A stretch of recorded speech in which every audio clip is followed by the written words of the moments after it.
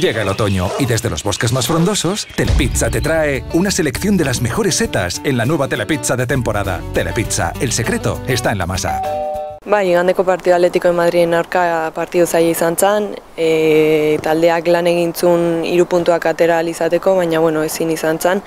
Eta ateari begira ez genuen sorterik izan, eta beraiek izan zituzten aukeretatik 2 sartu zizkiguten, eta beraien etxera eraman zituzten 3 puntuak.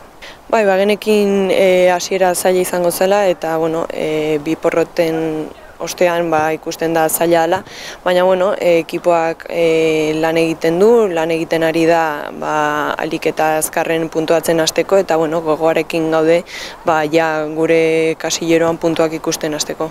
Bai, azkenean partio guztiak garrantzitsuak dira, baina beti Atletiken aurka jolastia berezia da, eta taldeak gogo berezi badauka.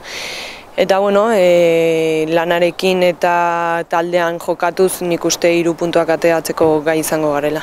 Bai, helburua 2 porroten ostean irabazten hastea, eta gure taulan gorantz juten hastea da, eta ze momenturik egokiena Atletiken aurka puntuatzen hastea baino.